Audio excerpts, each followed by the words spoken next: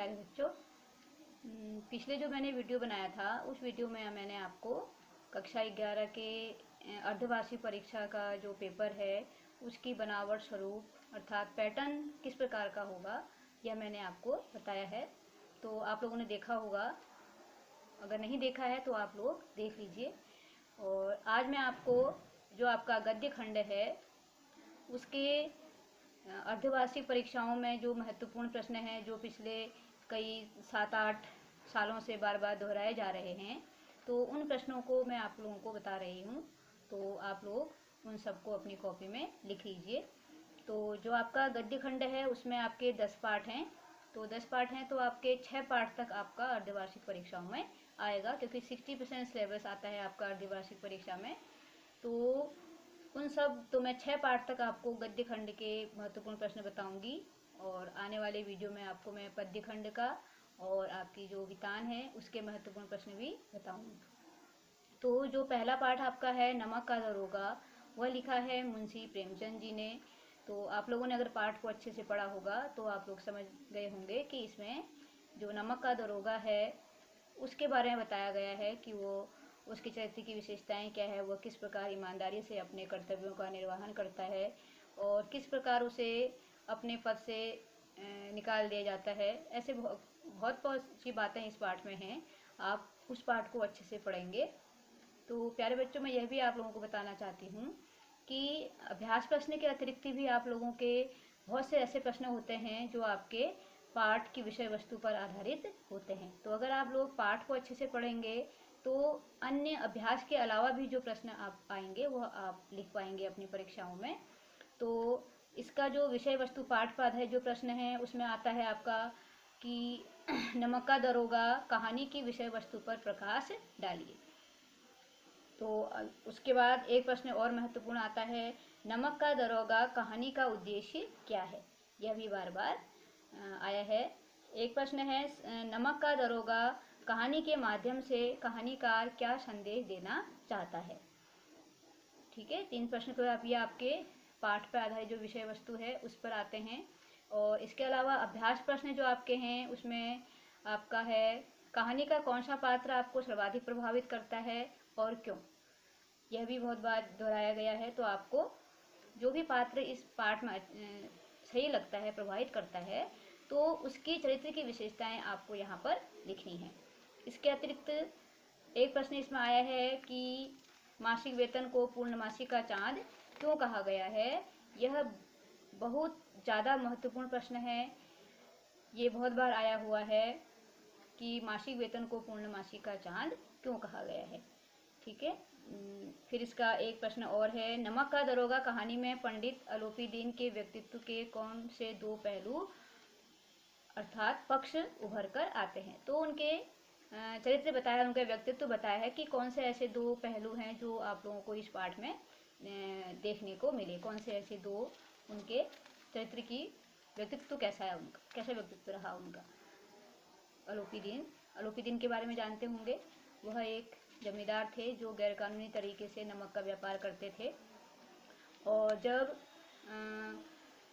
नमक का दरोगा जो बंसीधर है उन्होंने उसको पकड़ा, तो किस प्रकार वह अपने पैसे के बल पर बिना उन्हें किसी प्रकार के उनके ऊपर कोई दोष साबित नहीं हो सका, तो उन्हें बरी कर दिया गया। और जो बंसीधर हैं उन्हें अपने पद से उनका इस्तीफा ले लिया गया, उनको उनके पद से निकाल दिया गया। और इसका एक प्रश्न और आता है, नमक का दरोगा कहानी के कथानक पर प्रकाश डालिए। तो प्यारे बच्चों, यह पाठ जो है बहुत ज़्यादा महत्वपूर्ण है। तो इस पाठ को आप अच्छे से पढ़ लीजिए। कथानक का अर्थ होता है कि कहानी क्या है, संक्षेप में आपको उस पाठ की कहानी लिखनी होती है। अगला पाठ आपका है मियाँ नसरुद्दीन। ये लिखा है कृष्णा सोबती जी ने। तो मियाँ नसरुद्दीन में जो मियाँ नसरुद्दीन है वो नानबाई हैं और वह विभिन्न प्रकार की रोटियां बनाना जानते हैं। कृष्णा सोबती उनके पास एक पत्रकार की हैसियत से उनके जो ये कला है इस सब के बारे में जानना चाहती है, वो इसलिए उनके पास एक पत्रकार की हैसियत से जाती है और वह उनसे उनकी कला के बारे में उन्होंने किस प्रकार सीखा, कहाँ से सीखा, और वो अपने को नानबाइयों का मसीहा क्यों मानते हैं। तो ऐसे बहुत से प्रश्न वह उनसे पूछती है और बहुत से प्रश्नों का वह उत्तर देना नहीं चाहते हैं। तो पाठों को आप जब तक अच्छे से नहीं पढ़ेंगे तब तक आप किसी भी प्रकार के प्रश्नों का उत्तर नहीं दे पाएंगे। इसमें है, नानबाई से आप क्या समझते हैं? मियां नसरुद्दीन ने इस कला में किस प्रकार महारत हासिल की? ठीक है, ये प्रश्न है। और इसका जो दूसरा महत्वपूर्ण प्रश्न है वह है, मियां नसरुद्दीन को नानबाइयों का मसीहा क्यों कहा गया है? यह भी आपको बताना है, महत्वपूर्ण प्रश्न है ये भी। फिर है, लेखिका मियां नसरुद्दीन के पास क्यों गई थी? फिर उसका अगला प्रश्न है, पाठ में मियां नसरुद्दीन का शब्द चित्र लेखिका ने कैसे खींचा है? शब्द चित्र में आप लोग थोड़ा सा सोच रहे होंगे, शब्द चित्र क्या है? शब्द चित्र एक तो आप लोग बनाते हैं, कला चित्र बनाते हैं, वो पेंसिल से आप कागज में किसी भी व्यक्ति की चित्र बनाते हैं, तो वो आप अपनी रेखा चित्र, रेखाओं के माध्यम से बनाते हैं, उसे रेखा चित्र कहा जाता है। और एक होता है शब्द चित्र। शब्द चित्र का मतलब होता है कि आप अपने शब्दों के माध्यम से जब किसी व्यक्ति के बारे में बताते हैं कि वह दिखता कैसा है, उसके बाल कैसे हैं, मुंह कैसा है, आँख कैसी है, नाक कैसी है, उसका शारीरिक गठन कैसा है, बनावट कैसी है, जब आप शब्दों के माध्यम से किसी व्यक्ति के बारे में बताते हैं तो उसे शब्द चित्र कहा जाता है। ठीक है, तो यहाँ पर आपको पाठ में पढ़ा होगा, जब लेखिका जाती है मियां नसरुद्दीन से मिलने के लिए, तो वो कहती है कि जब हमने अंदर जो झाँका तो मियां चारपाई पर बैठे बीड़ी का मजा ले रहे थे। ठीक है, तो वो जो है वो सब क्या है, वह मियां नसरुद्दीन का शब्द चित्र है। तो ये पाठ प्रश्न आप लोगों को करवाए गए हैं, तो आप लोग प्रश्नों को अच्छे से याद कर लीजिए। ठीक है, अगला इसका पाठ है तीसरा, अपू के साथ 2.5 साल। तो अपू के साथ 2.5 साल पाठ में क्या होता है कि जो सत्यजीत राय हैं वह एक कहानीकार हैं, कहानी बनाते हैं और फिल्म बनाते हैं, फिल्मकार हैं। तो यहाँ पर पथेर पांचाली जो एक बंगाली फिल्म है, उसी का एक भाग है अपू के साथ 2.5 साल। तो उस फिल्म को बनाने में 2.5 साल का समय क्यों लगा, वह इसमें सत्यजीत राय जी ने बताया है कि कैसे उन्हें इस फिल्म को बनाने में कौन कौन सी कठिनाइयाँ आई, किस प्रकार की कठिनाइयाँ किसी भी फिल्म को बनाने के लिए आती हैं, कैसे वह उन्होंने अपने दृश्यों को दर्शाया। तो यह सब बातें इस पाठ में बताई गई हैं। यह पाठ बहुत महत्वपूर्ण है ये भी। तो आप पाठ को अच्छे से जब पढ़ेंगे तभी आप प्रश्नों के उत्तर दे पाएंगे। ठीक है, फिर है इसमें एक है, अपू के साथ 2.5 साल की विषय वस्तु पर प्रकाश डालिए। ठीक है, फिर है इसी का अगला प्रश्न है, पाथेर पांचाली फिल्म की शूटिंग का काम 2.5 साल तक क्यों चला? ये अत्यधिक महत्वपूर्ण प्रश्न है, बहुत बार दोहराया गया है। पाथेर पांचाली फिल्म की शूटिंग का काम 2.5 साल तक क्यों चला? फिर इसी का अगला है, किन 2 दृश्यों में दर्शक यह पहचान नहीं पाते कि उनकी शूटिंग में कोई तरकीब अपनाई गई है? तो ऐसे बहुत से दृश्य हैं जिनको करने में उन्हें तरकीब अपनाई गई। तो ऐसे कौन से जो दृश्य हैं जिन्हें उन्हें अपनाई गई और किसी को पता भी नहीं चला? ठीक है, फिर इसी का अगला है, भूलों की जगह दूसरा कुत्ता क्यों लाया गया? उसने फिल्म की किस दृश्य को पूरा किया? यह भी बहुत ये जो पाठ है ये पूरा ही महत्वपूर्ण है, जितने भी प्रश्न इसमें हैं वो सब महत्वपूर्ण है। फिर है, बारिश का दृश्य चित्रित करने में क्या मुश्किल आई, उसका समाधान किस प्रकार हुआ? फिर है, फिल्मकार को पाथेर पांचाली फिल्म के निर्माण में जिन समस्याओं का सामना करना पड़ा उन्हें सूचीबद्ध कीजिए। ठीक है, तो आपको उसकी सूची बनानी है, जो जो कठिनाइयाँ किसी फिल्म को बनाने में फिल्मकार के सामने आती हैं। तो फिर है अगला पाठ है इसका, विदाई संभाषण। तो विदाई संभाषण में जो लॉर्ड कर्जन हैं, जब हमारे देश पे वायसरॉय बन के आए, तो उन्होंने हमारे देश में वह क्या सोचकर आए थे और क्या सोचकर वो यहाँ से गए, ऐसे कौन से कारण थे जिनके कारण उन्हें अपने पद से इस्तीफा देना पड़ा, और हमारी जनता उनके जाने पर निराश दुखी भी है। तो यह सब चीज़ों को इस पाठ में बताया गया है। तो इसमें जो एक महत्वपूर्ण प्रश्न आता है वह आता है लॉर्ड कर्जन को अपने पद से इस्तीफा क्यों देना पड़ा। ठीक है, ये बहुत महत्वपूर्ण है। और इसी का अगला है इसी पाठ का, शिव शंभू की दो गायों की कहानी के माध्यम से लेखक क्या कहना चाहता है। ठीक है, दो इसके महत्वपूर्ण प्रश्न हैं।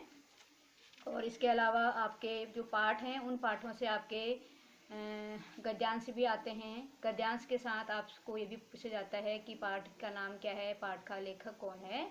तो आप लोगों को अपने पाठ में जब आप पाठ को पढ़ेंगे उसके साथ आपको उसके लेखक को भी आप याद करेंगे। फिर अगला इसका पाठ है गलता लोहा।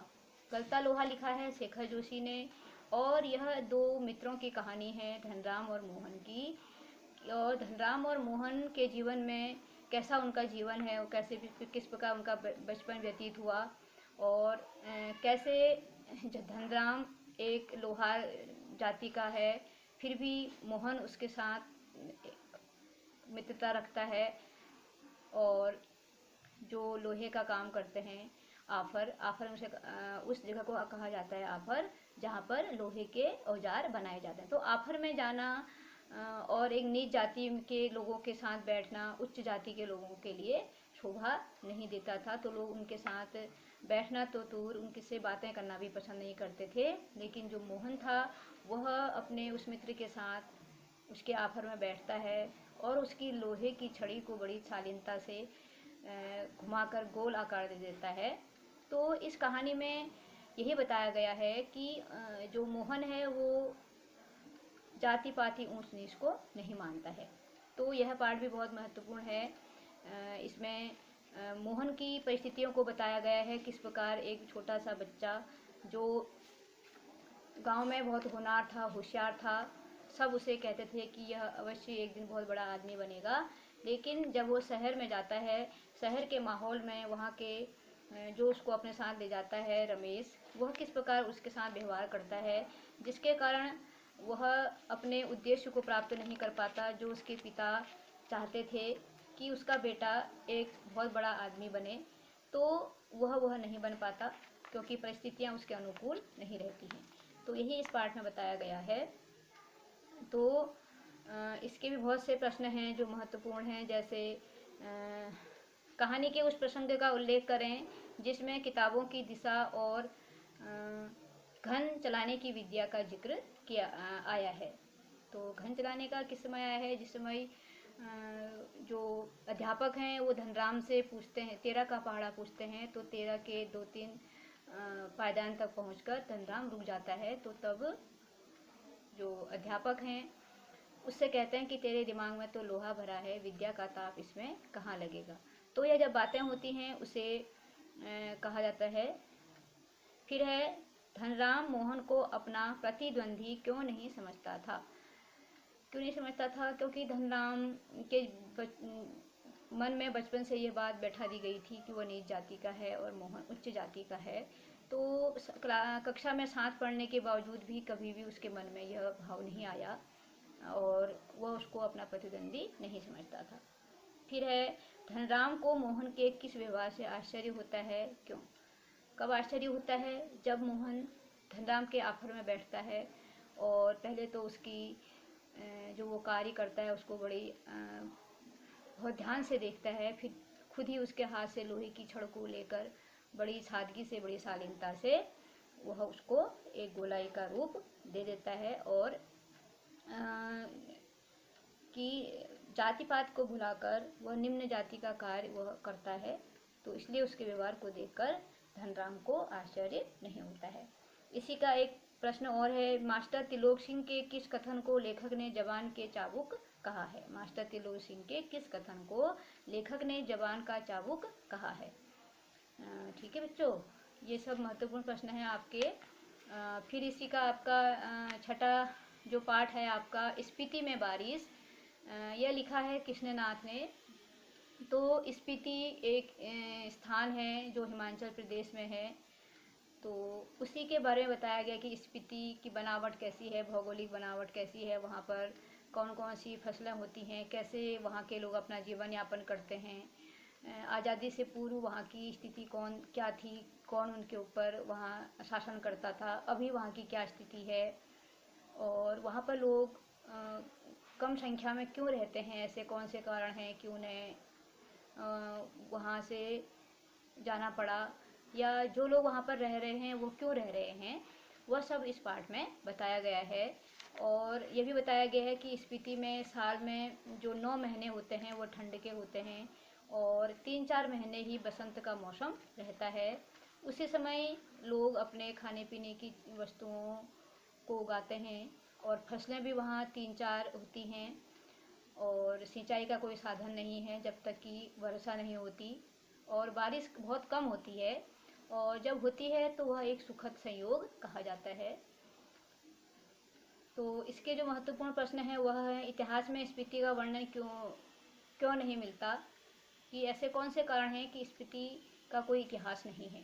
तो इतिहास किसका होता है, इतिहास किसे कहा जाता है, ऐसे महत्वपूर्ण स्थान जो बहुत चर्चित रहे हों, ऐसे कोई कारण हो जो जिसके कारण वह सबके लिए सब लोग उसको जानते हों, तो उसे इतिहास कहा जाता है। लेकिन जो स्पीति है उसमें कोई प्रकार की गतिविधि नहीं होती है, वहाँ कोई जाता नहीं है, आने जाने के साधन नहीं हैं, संचार के माध्यम नहीं है, तो ऐसे स्थानों पर लोग जाएंगे नहीं तो उसके बारे में जानेंगे कैसे, कैसे उसका इतिहास बनेगा। तो यही कारण रहे हैं।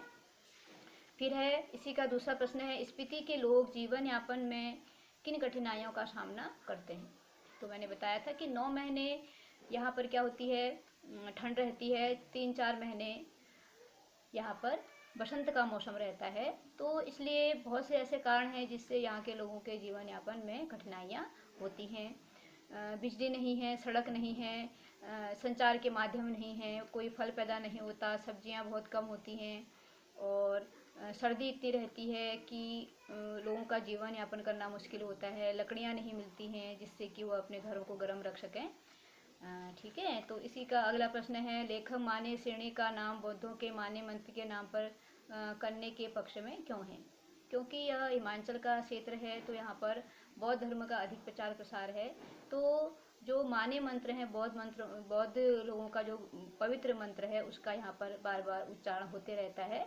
तो यहाँ की जो चोटियाँ हैं उन चोटियों में यह मंत्र गुंजायमान रहता है, तो इसलिए वो कहते हैं कि इन चोटियों का नाम मान्य श्रेणी ही रख देना चाहिए। फिर इसी का महत्वपूर्ण प्रश्न है, वर्षा यहाँ एक घटना है, एक सुखद संयोग है, लेखक ने ऐसा क्यों कहा है। फिर इसी का अगला प्रश्न है, स्पीति अन्य पर्वतीय स्थलों से किस प्रकार भिन्न है। तो है तो पर्वतीय स्थल, लेकिन जो अन्य पर्वतीय स्थल हैं वो क्या हैं, पर्यटन के लिए प्रसिद्ध हैं, वहाँ पर्यटक आते हैं, घूमते हैं, फिरते हैं। लेकिन स्पीति में ऐसा क्यों नहीं होता, ऐसे कौन से कारण हैं कि उसके कैसे उसकी बनावट है, कैसे वहाँ की वनस्पति है, फसलें कौन सी होती हैं, ऋतुएं कौन सी होती हैं, तो इन सब का वर्णन यहाँ पर किया गया है। इसको आप तो प्यारे बच्चों आप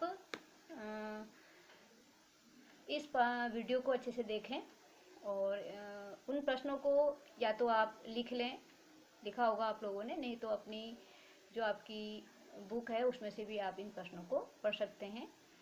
तो और आप ऐसी कौन सी आप चाहते हैं कि मैं वीडियो बनाऊं, और वीडियो में आपकी को कौन सी चीज़ सही लगी, तो यह आप कमेंट बॉक्स में अवश्य करें, ताकि मुझे पता चले कि आप लोग वीडियो को देखकर कितना आप लोगों को इसका लाभ हुआ है।